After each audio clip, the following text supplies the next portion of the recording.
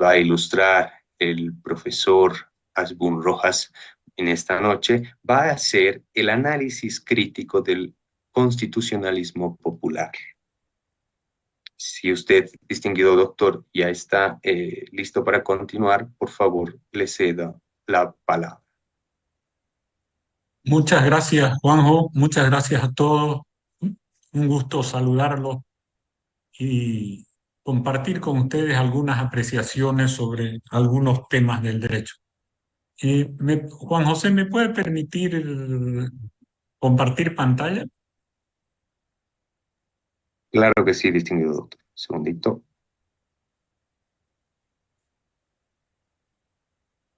Bien, eh,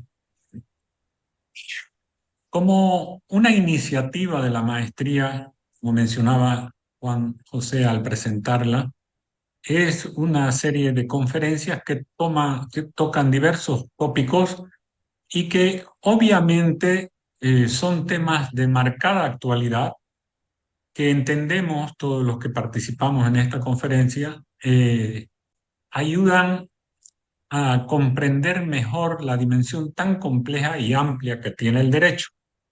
Por eso, entre los temas que yo elegí, digamos, para compartir con ustedes es el denominado constitucionalismo popular y lo hago desde una perspectiva crítica. Bien, este, Juan José, ¿o quiere que le pase yo la- el, el PowerPoint? Ok, a ver, estoy tratando en este momento de, ahora sí me permite, a ver, un segundito. Ya. Ujú.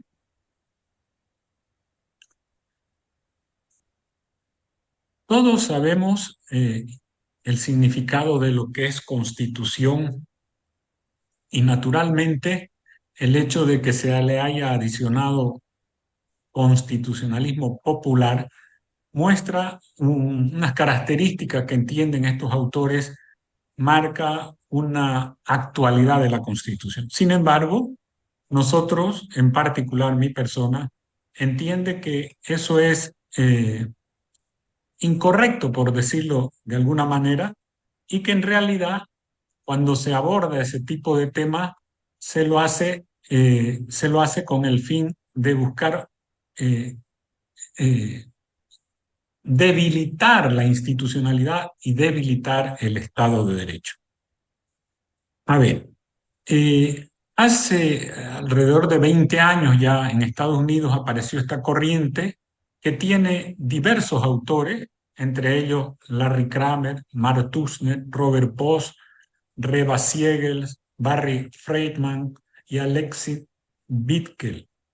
Estos son autores que han publicado, el primero de ellos, digamos, el teórico más conocido, eh, obras con el título de Constitucionalismo Popular. Naturalmente, eh, esta corriente, por el país del que viene, se ha extendido en América Latina y aquí, ya sea en Argentina, en Colombia o en algunos otros países, o aún siendo norteamericanos, algunos autores tienen influencia en estados de América Latina. Y hay que destacar de todos estos autores que no son gente desconocida ni son gente que no esté dedicada al derecho en las más altas universidades de Estados Unidos.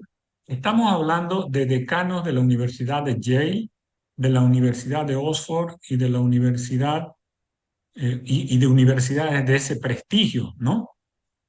Entonces, para abordar este tema, primero les voy a describir yo lo que ellos sostienen, en qué consistiría el constitucionalismo popular, y luego, naturalmente, yo efectuaría lo que entiendo es una crítica desde una perspectiva estrictamente jurídica de este tema.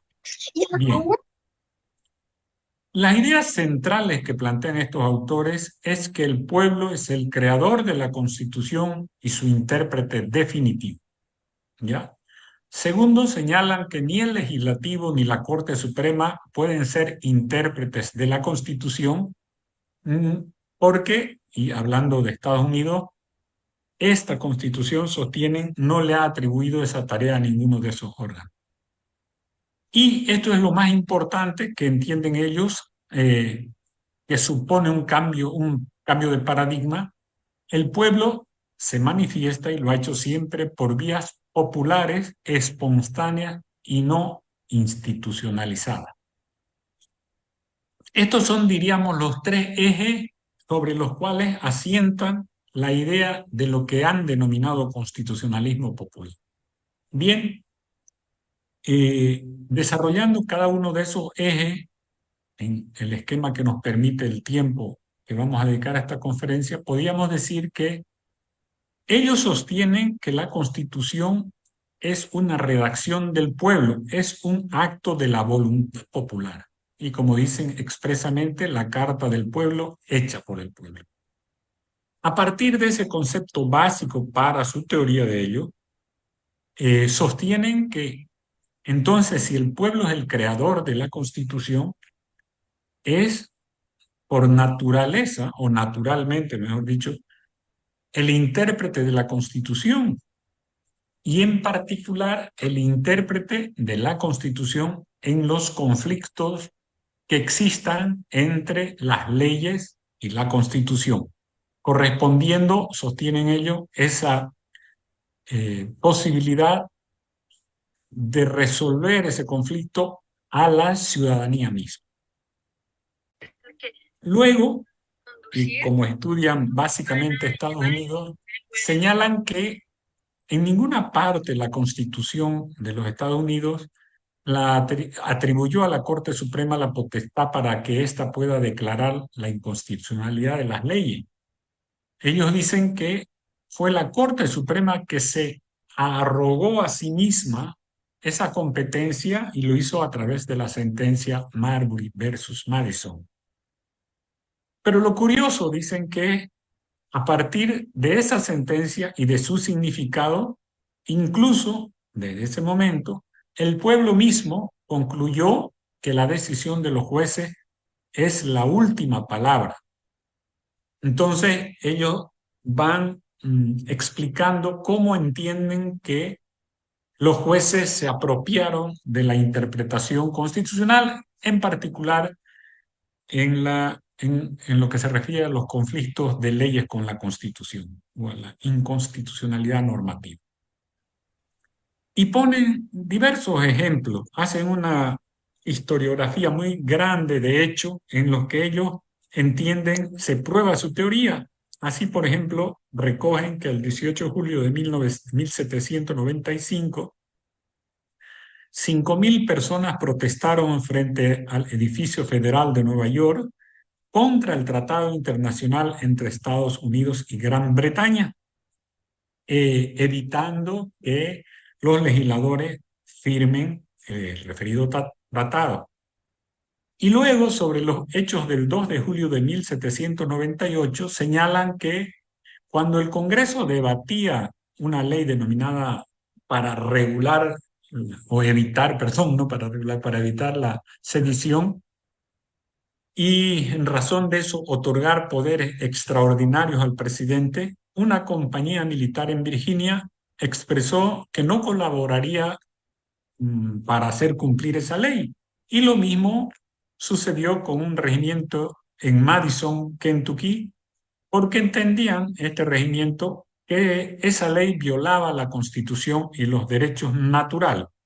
Estas, podríamos decir, y muchas otras que ellos detallan a lo largo de sus estudios, son manifestaciones populares espontáneas y no institucionales que buscan, perdón, que para ello acreditan que la Constitución siempre fue interpretada por la ciudadanía y que ha sido, lo que decíamos hace rato, una distorsión del régimen constitucional, lo que ha producido que finalmente sean los jueces los que tienen esa potestad.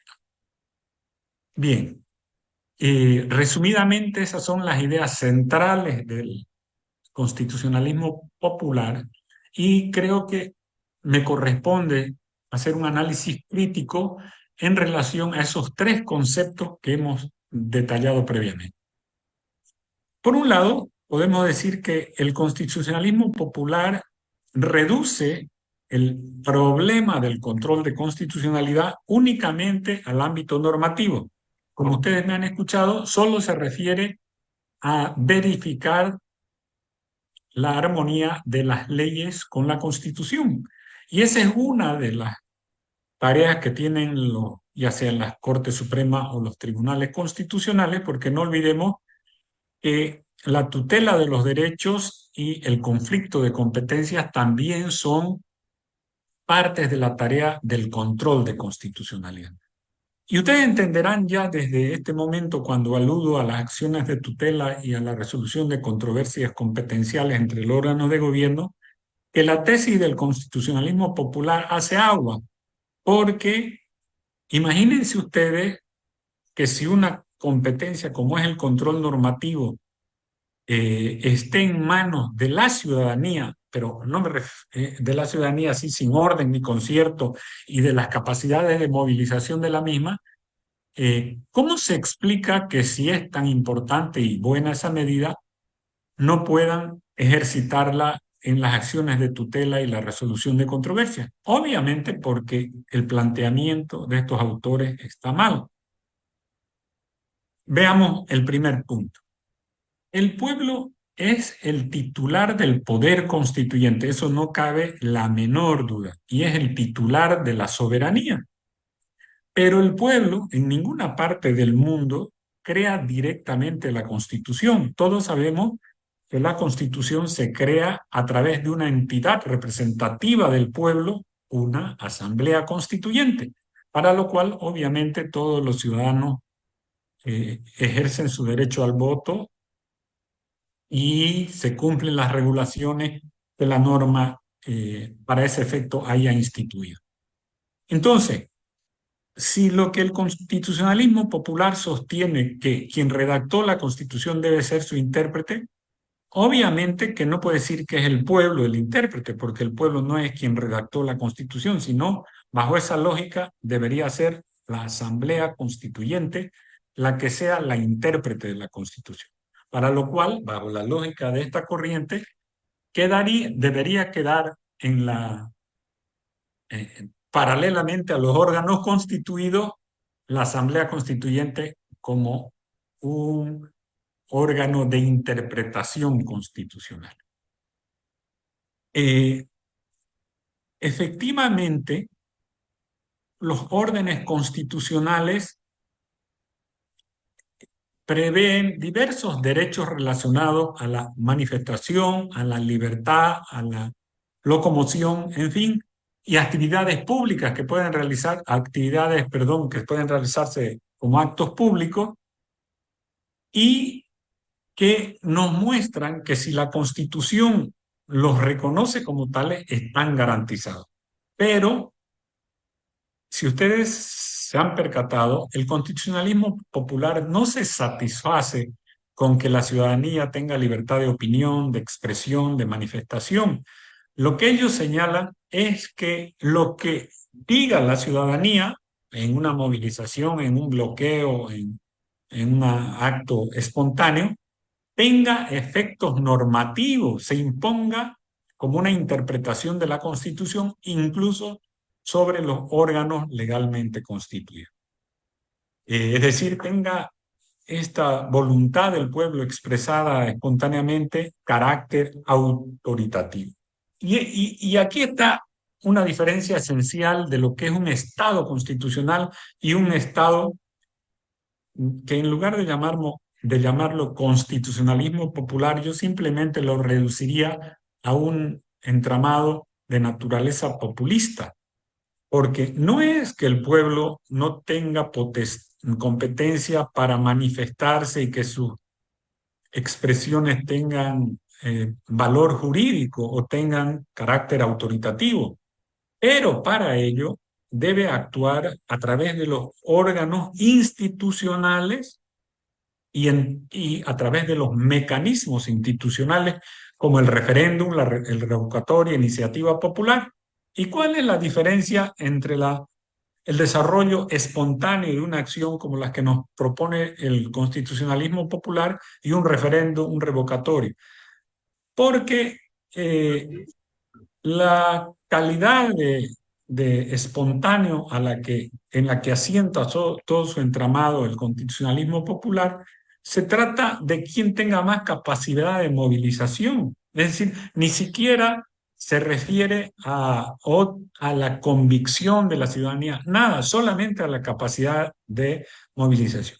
En cambio, cuando hay un referéndum revocatorio, una iniciativa popular, no solo hay un proceso de formación de información, de formación de la convicción, de votación, sino además hay un proceso de verificación de que esa decisión es efectivamente la voluntad del pueblo porque ha votado una mayoría simple o según lo que establezca la legislación o las constituciones, según sea el caso.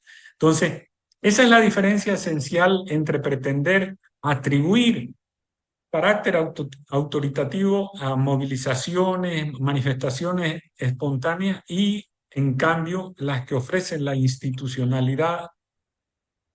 eh, la institucionalidad del orden jurídico que vuelve verificable y actúa como un mecanismo verdaderamente popular en el sentido más estricto del término, como una manifestación de todo el pueblo, pero a través de reglas verificables y que naturalmente puede tener efectos obligatorios si así lo establecen las normas. ¿Ya? Entonces, ahí tenemos otro problema que no ha sabido entender debidamente el constitucionalismo popular. Ahora bien, incluso si ellos mencionan que en la Constitución de los Estados Unidos no está atribuida esa potestad de control normativo al Poder Judicial, se equivocan absolutamente porque el artículo 3 de la segunda sección, inciso 1 de la Constitución, dice expresamente que el Poder Judicial entenderá en todas las controversias, tanto de derecho escrito como de equidad, que surjan como consecuencia de esta Constitución, de las leyes de los estados y de los tratados celebrados o que celebren bajo su autoridad, bajo la autoridad de la Constitución. Entonces, de entrada, ese artículo está diciendo que el Poder Judicial tiene competencia para conocer los conflictos entre un tratado, entre una ley y la Constitución. Pero más aún, en el resto de los países, porque hemos dicho que esta corriente nació en Estados Unidos, pero se extiende hacia América Latina, en América Latina ni siquiera sería posible hacerse esa pregunta porque ustedes saben que en todas las constituciones expresamente se atribuye el control normativo de constitucionalidad a un tribunal constitucional. En el caso boliviano, a través de la Constitución del 2009, artículo 196, inciso 1, se expresa que el Tribunal Constitucional Plurinacional vela por la supremacía de la Constitución, ejerce el control constitucional y el respeto y la vigencia de los derechos y garantías constitucionales. Entonces, buscar aplicar esa teoría en América Latina es aún un mayor despropósito porque significa razonar en contra de lo expresamente instituido por la Constitución. Las manifestaciones espontáneas a las que se han referido, miren ustedes, se justifican calificando esa manifestación como pueblo y alegando que así defiende la Constitución. Pero en el fondo lo que está haciendo es quien califica esa manifestación como del pueblo. ¿Qué quiero decir? Alguien puede estar de acuerdo con lo que esa movilización reclama y puede decir, ese es el pueblo, pero puede haber otro que sostiene que eso no es el pueblo o no comparte lo que dice y sin embargo no tiene ninguna posibilidad de discutir, de generar una corriente de información distinta y lograr que en una votación pueda hacer valer su idea.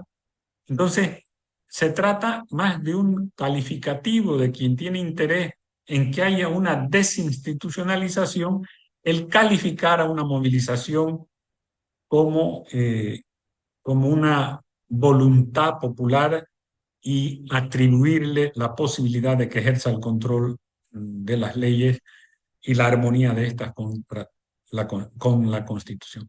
Entonces, a pesar, podríamos decir, de sus buenas intenciones, que alega defender la Constitución, en el fondo termina quebrantándola porque justifica prácticas de grupos de poder o con capacidad de movilización y no de la verdadera voz del pueblo, que es la que se expresa institucionalmente, ¿no? Que en realidad lo que nosotros sostenemos, porque en un Estado constitucional la forma de participar del pueblo es a través de los mecanismos de democracia participativa, que pueden ser muchas, que pueden tener carácter consultivo, que pueden tener carácter autoritativo, en fin, como lo establezca la Constitución o las leyes en su caso.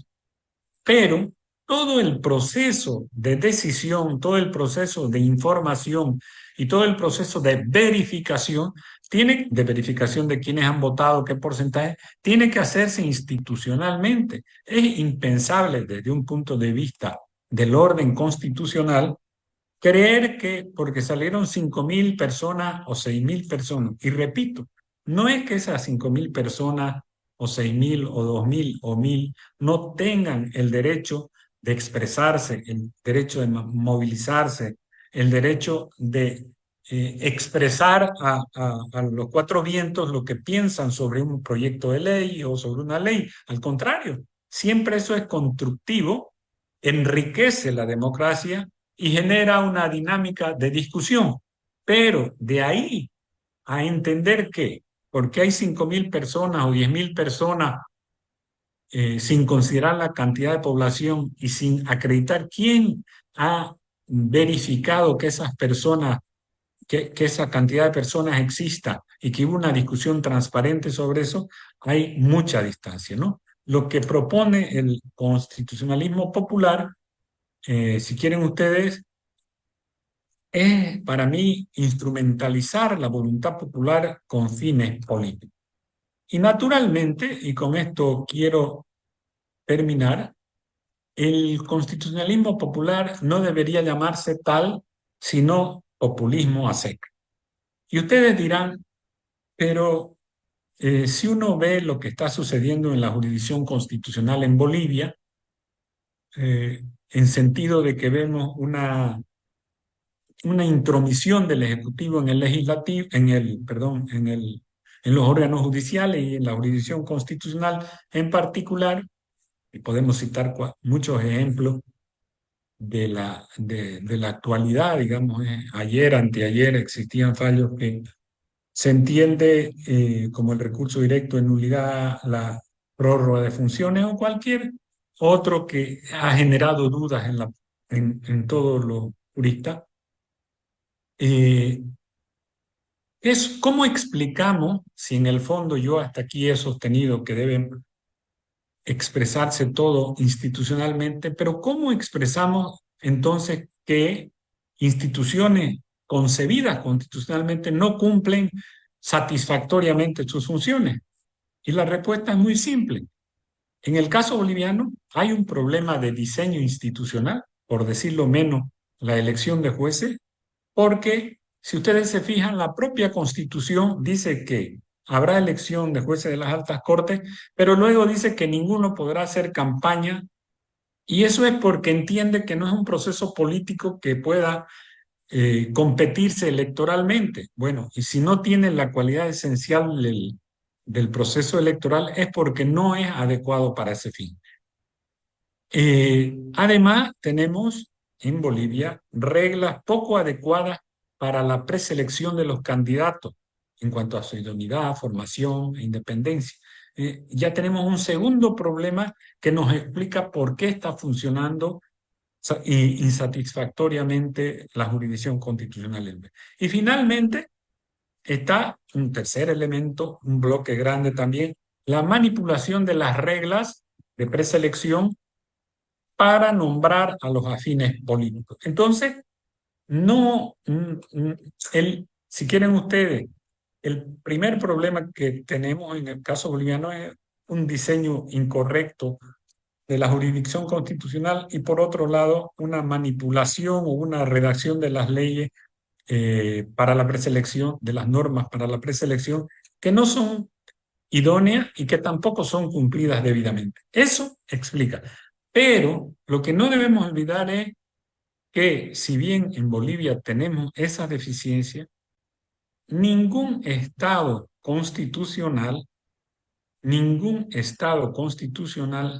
puede atribuir a una movilización efectos autoritativos en su decisión.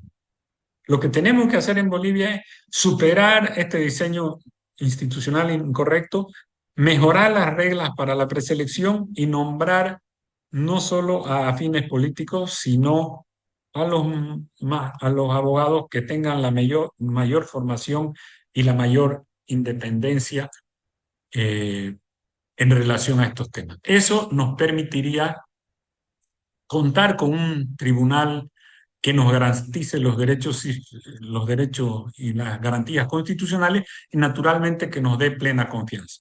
Muchísimas gracias.